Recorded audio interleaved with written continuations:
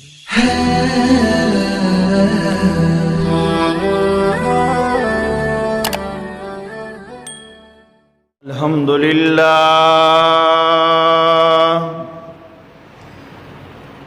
لله نحمده ونستعينه ونستغفره ونؤمن به ونتوكل عليه ونعوذ بالله من شرور أنفسنا ومن سيئات أعمالنا من يهده الله فلا مضل له ومن يضلله فلا هادي له ونشهد أن سيدنا وسندنا وحبيبنا وحبيب ربنا ومولانا محمدا عبده ورسوله أما بعد فأعوذ بالله من الشيطان الرجيم بسم الله الرحمن الرحيم النبي أولى بالمؤمنين من أنفسهم وأزواجه أمهاتهم وأولو الأرحام بعضهم أولى ببعض في كتاب الله من المؤمنين والمهاجرين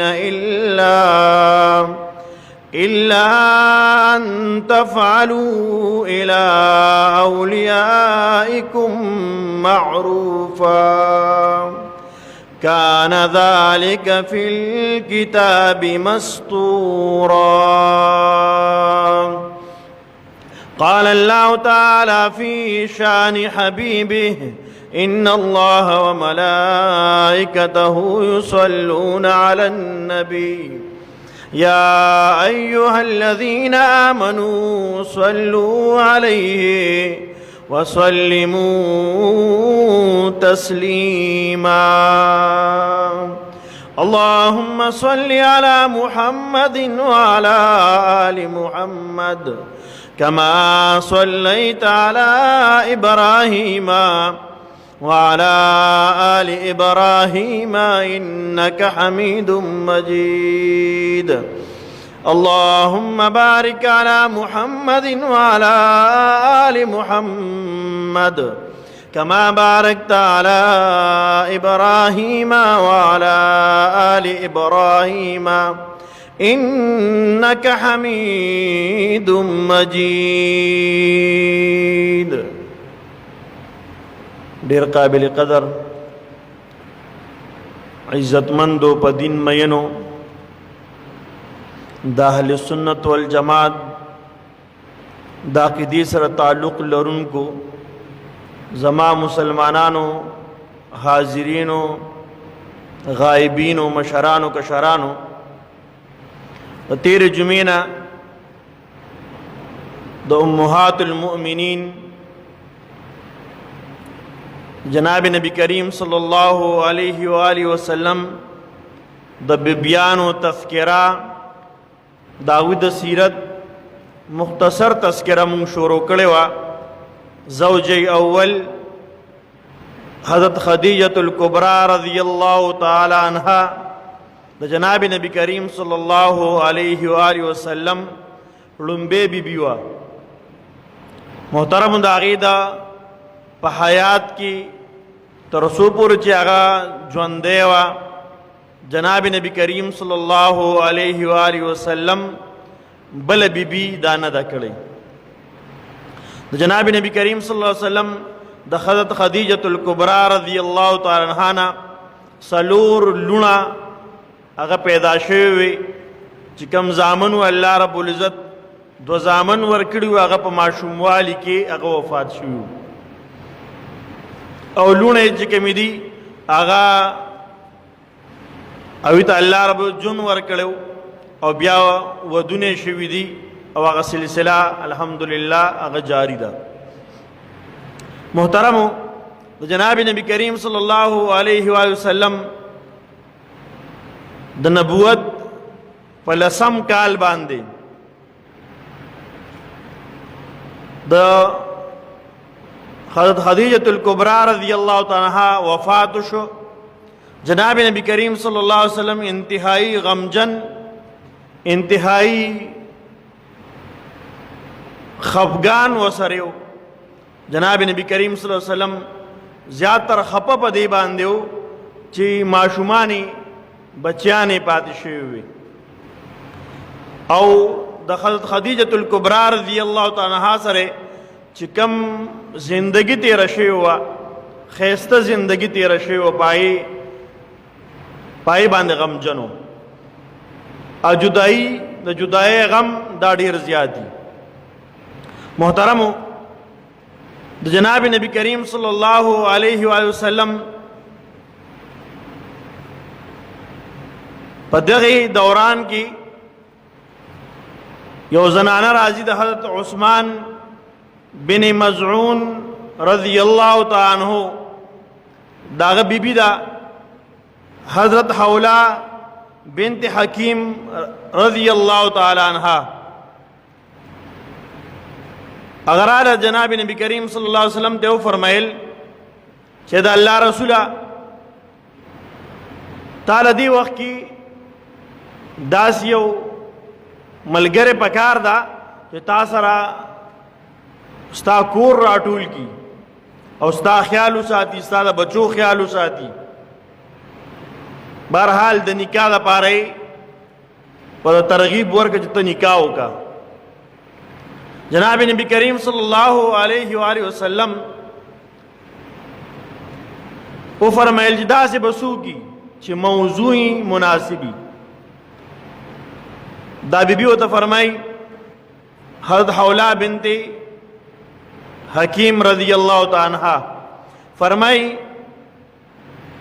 چې یو زنانه دا حضرت سودا بنتی زمعہ رضی اللہ تعالی عنہ د جناب نبی کریم صلی اللہ علیہ وسلم په نکاح کې دا راغلی دا د دې لومبي واده او لومبي ابتدائی دور چې کله جناب نبی کریم صلی الله علیه و آله وسلم د نبوت اعلان وکړ، نو چې چرته ډیر خلک د جناب نبی کریم صلی الله علیه وسلم دشمنان او مخالفین پیدا شو. دارنګه بعض خلکو ته الله رب العزت د ایمان دولت هم نصیب کړی دی. په هغه دولت کې حضرت سودا بنتی زمعہ رضی اللہ تعالی عنہ دید اللہ رب العزت دا دولت ور نصیب کو. ابتدائی ایمان راوړونکو کې دا شمار شوی دا. د دې په دعوت باندې، د دې په مهنت باندې، د دې خاون چې کمی د ترزوی هم دی سکران بن عمر رضی اللہ تعالی عنہ دا مسلمان شوی دی. دا یوازی صحابیه ونه ګرځیدا بلکې داعیه هم وا چې دعوت نور تورک او دارنګ دې په برکت سره او په دعوت سره الله رب العزت نور زنانه هم ایمان تراوستی. جناب نبی کریم صلی الله علیه و سلم چې کله په مسلمانانو باندې د مشرکین د طرفنا انتهایی ظلمونه شروع شو او د هر طرف نه ظلم شو، نو د نبوت په څلورم کال تقریبا څلور کال تیر شو. د دینه بعد جناب نبی کریم صلی الله علیه وسلم په حکم باندې با صحابه کرام او صحابیاتو دا هجرت کو. دا هجرت حبشې ته لومبه هجرت شوی دی. پدې کې یولس نارینا او سلور زنانا دی هجرت کړی دی. چې کله سوخت تیر شو بیا نورو صحابه کرامو چې تقریبا د روایت مطابق 63 صحابه کرام ذکر کی چې دوی هجرت کړي دي. 63 صحابه کرام او تقریبا 20 زنانا صحابیات دوی هجرت کړي دي حبشه ته. حبشه چې د ویل کی حبشه اصل کې لفظ دی. بہرحال محترم وارد میں دا کو چې به دویم هجرت کی دوانو هجرتو کو حضرت سودا رضی اللہ تعالی عنہ او د دې خاون لومبه خاون حضرت سکران بن عمر رضی اللہ تعالی عنہ دوی هجرت کو حبشه ته. واپس کې چې کله سو وخت پس بیا رااله مکه مکرمه ته واپس رااله. نو لږ وخت پس دا خاون بیمار شو. حضرت سکران بن عمر رضی اللہ تعالی عنہ بیمار شو، زیاد بیمار شو. یو خوبینی دا حضرت سودا رضی اللہ تعالی عنہ خوبینی خپل خاوند ته دا خوب بیا عرض کړي چې زه خوبینم جناب نبی کریم صلی الله علیه و آله وسلم زمون کور ته تشریف راوړو. راغی او زما په اوږه باندې خپل قدم مبارک خپه مبارک را باندې کېښودله، په دې اوږې را خپه کېښودله. دا خوب چې کله خپل خاوند ته بیان که حضرت سکران بن عمر رضی اللہ تعالی عنہ ته، نو خاون وتا د خوب تعبیر ورکو. وته وی چې داسې ښکاري زما خیال داسې دی لکه زه وفات کېږم او تا ته الله رب العزت د جناب نبی کریم صلی الله علیه وسلم په نکاح کې دراتلو زیر درکوي، تا دا عزت درکوي الله رب بتا جناب نبی کریم صلی الله علیه وسلم په نکاح کې راولي. بعض خلک نن دور کې داسې خلک دي چې د خوب د تعبیر نه یا د خوبونو نه د دې نه انکار کوي. بعض علماء کرام خوب ویني، په خوب کې د بعضې رزیلو خلکو څه شي، د بعضې د رزیلو خلکو رضالت پکې ښکاره شي، الله ورته وښیي. نو دا بعضې خلک چې د 10,000 روپو والا که مولیان دي که نه 10,000 روپو ته چې ناست دي، هغه مولیانو په کار دا وه چې به د خوب که تایید یې نه شو کولی کم سے کم تردید یې نه کولی، الټا د هغه رزیل هغه رضالت یې پټوي چې نه مړه دا خوب داسې لیدلی شوي دی، څوک څه وایي څوک څه وایي، دا دروغ دي، څوک وایي دا ځانه جوړ شوی دی، څوک وایي د خوب باندې خپل سیاست چمکاوي. په کار خو دا وه چې ویل شوي وي چې او د رزیل دا رضالت دا کم کسان چې په خوب کې دي علماو د بزرګانو لیدلی دي ډېر په بد حال باندې او په بد عمل باندې لیدلی دي، په کار چې دې تردید یې کړی وي. خو نه تردید ولې وکړي ځکه نشي کولی چې صاحب 10,000 روپۍ بیا به څنګه حکومت د هغې نه بالي. حکومت نه چې کوم سړی 10,000 روپۍ ایلي وایي ته لاس نیولي، هغه بیا داسې خلکو مرګرتیا کوي، دا وی رضالت پټوي په څه طریقه باندې. بہرحال محترمو عرض مې دا کو چې حضرت سودا رضی اللہ تعالی عنہ دا یو خوب ولیده، دغه رنګ یو وخت پس بیا یو خوب ولیده چې دا سپومې دا راوغورځېده زموږ په کور کې. چې دا خوب یې ورته بیان که نو دې خاوند ورته بیا هم دقه تعبیر ورکه چې زما د وفات وخت نږدې دی، داسې ښکاري زما د وفات وخت نږدې دی او الله رب العزت د جناب نبی کریم صلی الله علیه و وسلم د نکاح په صورت کې لوی اعزاز درکول غواړي. محترمو عرض مې دا کو دا زنانا جناب نبی کریم صلی الله علیه وسلم ته خپل اظهار کو چې داسې بیبي شته دې ته به زه ستا د نکاح پیغام ورولېږم. دا ورله هغې ته د خپل راتګ غرض بیان کو چې زه به دې غرض راغلم. حضرت سودا رضی اللہ تعالی عنہ هغه ته فرمایي چې چونکې خاونې وفات شوی کونډه وه، ورته وفرمایل چې دا زما مشر شته پلار مې دی زمعه رضی الله تعالی عنہ هغه ته لاړ شي او هغه به فیصله کوي، زه خو فیصله نشم کولی. دا زنانه هلته ورله حوله بنت حکیم چې هلته ورله پلار ته ورته دا خبر عرض کړه چې جناب نبی کریم صلی الله علیه و آله وسلم د نکاح پیغام مې راوړی دی ستا د لور دپاره. هغوی چې ما ته اوس اعتراض نشته. جناب نبی کریم صلی الله علیه و آله وسلم انتهایی د ښه خاندان سره تعلق ساتي او د شریفه خاندان سره تعلق ساتي، ځکه قریش خاندان ډیر په شرافت کې ټول نه په مخ د ځمکه باندې په خاندانونو کې ټول نه بهترین او معزز او مکرم خاندان دی. محترمو، د حضرت سودا رضی الله تعالی عنها د خاندان په خپله دا د قریشو د خاندان سره تعلق و. جناب نبی کریم صلی الله علیه وسلم نکاح وشوه، تقریبا 400 درهم تاریخ ذکر کړی دی د جناب نبی کریم صلی الله علیه و آله وسلم په نکاح باندې. په نکاح کې دا مقرر شوی، مہر مقرر شوی. جناب نبی کریم صلی الله علیه وسلم دې سره نکاح وکړه.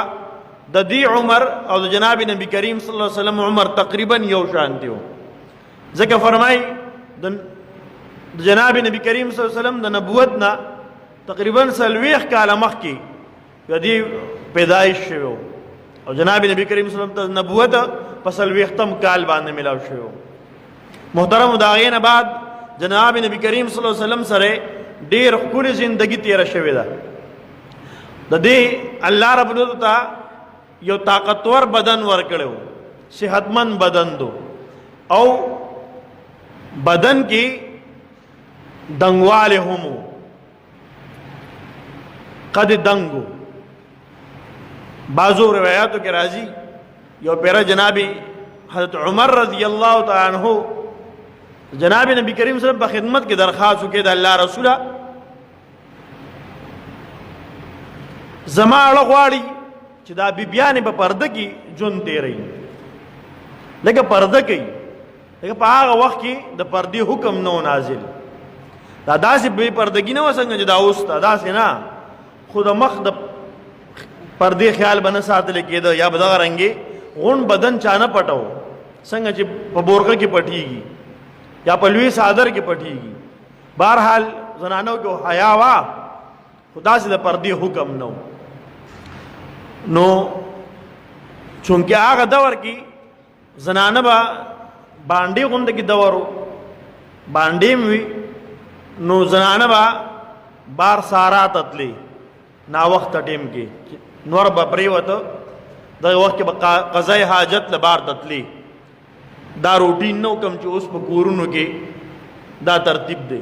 بهرحال جناب حضرت عمر رضی الله تعالی عنہ او فرمایل چې داسې په دې باندې د پردو نارینه سترګې لګي او مسلمانان خو پرېږده د یهودو سترګې پې لګي، او بیا یهود دي د جناب نبی کریم صلی الله علیه وسلم د مسلمانانو دشمنان دي. اسنه امهات المؤمنین دا د مؤمنانو میندې دي، اسنه دوی څه نقصان ونه رسوي، څه نقصان ورونه رسوي. دې وجې نه ورته ووایي چې دا دې پرده کوي. دا د الله طرف نه د پردې حکم نه و راغلی. یو پیره دا روانه وه، حضرت سودا رضی الله تعالی عنها قضای حاجت دپاره حضرت عمر رضی الله تعالی عنہ ولیدله.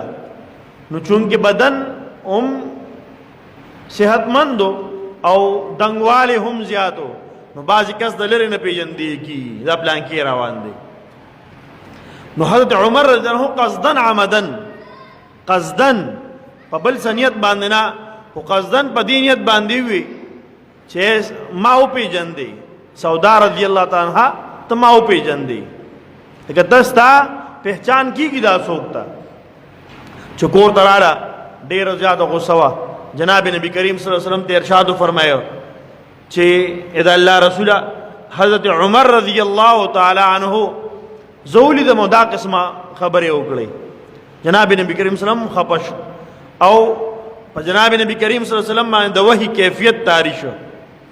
د هغې نه بعد د پردې حکم راغی، جبرائیل علیه السلام راغی او د پردې آیاتونه ذکر کړو چې مؤمنان ته وایي چې تاسو وکړئ پرده کوي او دغه په شانتي د جاهلیت د دور د زنانو په شانتي بار ته موځي.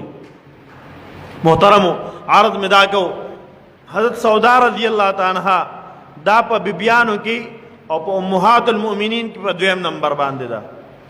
نن موږ ته د خلکو د میندو پته لګي، اکثر دا مشران کینی دا د پلانکی د ترزوی دی او د مور د پلانکی سره پرشته کې دی، دا د پلانکی د ترور لور وا دومره غټې غټې شجرې ولټئ چې ته به حیران شي چې لکه د تیرو څلوېښتو پنځوسو شپېتو کالو رشتې به د بیان کړي، دا د پلانکی رشته دارو، د پلانکی رشته دارو. خو تقریبا په مسلمانانو کې ډېر کم خلک داسې دي چې هغوی ته د خپل جناب نبی کریم صلی الله علیه وسلم د بیبیانو او د امهات المؤمنین چې د مؤمنانو میندې دي د هغوی د نومونو د هغوی د تاریخ د دې علم نشته. 11 بیبیانې جناب نبی کریم صلی الله علیه وسلم دي. په دې کې چې کله جناب نبی کریم صلی الله علیه وسلم وفات شو نو 9 بیبیانې د جناب نبی کریم صلی الله علیه وسلم حیات په ژوندانه پاتې شوې، ژوندې پاتې شوې. دوی په ژوندانه باندې جناب نبی کریم صلی الله علیه وسلم په ژوند باندې وفات شوي دي.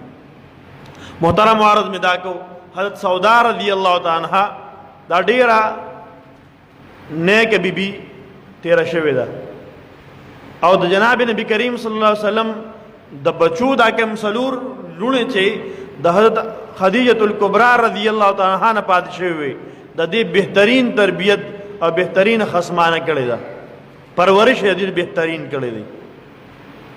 او تقریبا د 72 سال په عمر کې د حضرت عمر فاروق رضی الله تعالی عنہ په دور خلافت کې دا وفات شوې ده. محترمو د جناب نبی کریم صلی الله علیه وسلم بیبیانې موږ مخکې ویلو په تیره جمعه کې چې دا د ټول امت میندې دي، د دوی عزت د دوی قدر د ټول امت هر فرد له پکار دی چې د پړه کې دا دی امت د میندو محبت همي، عزت همي، قدر او احترام همي.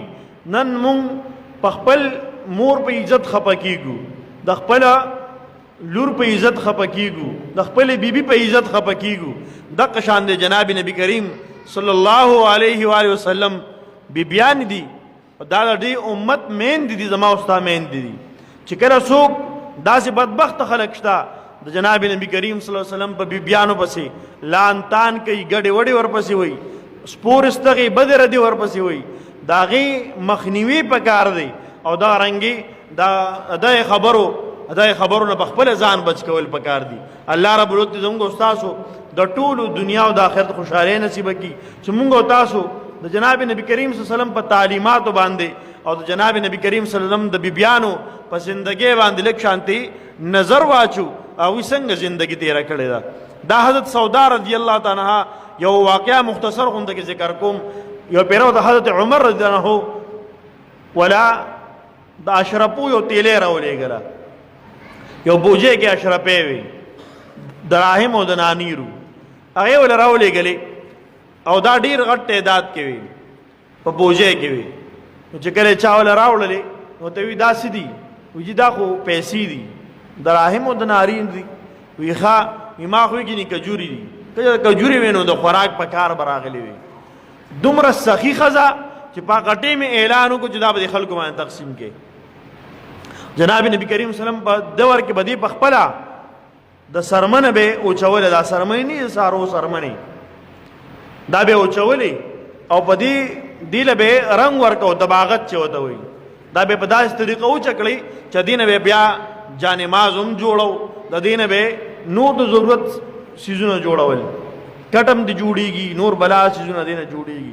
بهرحال دغه پیسې به دا به خرڅول، بیا دغه پیسې به جمع کولې او د جناب نبی کریم صلی الله علیه و وسلم باندې به لګولې. الله رب العزت تاسو ټول ته په خپل دین باندې د خپل مال جان د وخت لګول توفیق را نصیب کړي او الله رب العزت تاسو ټول ته په دې خبرو باندې عمل لا نصیب کړي. دعا وکړئ اللهم صل علی سیدنا محمد مبارک وسلم. رب زموږ ګناهونه معاف کړي، رب ټول امت محمدي ګناهونه معاف کړي. څومره مسلمانان رب وفات شوی دي داوی مغفرت نصیب کی څومره مسلمانان بیماران دي صحت کامله عاجله مستمره دائمه نصیب کی رب څومره قرضدار دي رب د قرضونو بندوبست وکي څومره خلک مسافر دي رب د مسافرو رب ته امداد نصرت او مدد وکي رب دنیا او د آخرت خوشاله منصیبه کی رب د غمونو پریشانونو مصیبتونو لا علاج مرزونو ټول محفوظ کی رب د چا اولاد نه نیک عمل دیندار صالح اولاد نصیب کی رب چا اولاد دیندار حیادار پرددار غټ کی رب زموږ په زنانو باندې زموږ د نارینو باندې رب د عزت صادر راخوري کی رب جنم د عزت نصیب کی رب مرګ مم د عزت نصیب کی مرګ د شهادت را نصیب کی رب مال د حلال نصیب کی د حرام نه موساتی رب د چغلینا د غیبتنا د حسدنا د تکبرنا رب د لب داوینا رب د دې کینی او د بغض نمو رب مون ټول مسلمانان رب ته محفوظ کی زمون زړونه زمون د بدنونو د داسي بدني بیمارونه رب ته پاک کی رب زمون خپل مینه او محبت نصیب کی جناب نبی کریم صلی الله علیه وسلم مینه محبت مون ټول ته نصیب کی وصلی الله علی خیر خلقه محمد و آله وصحبه اجمعین سنت کې الله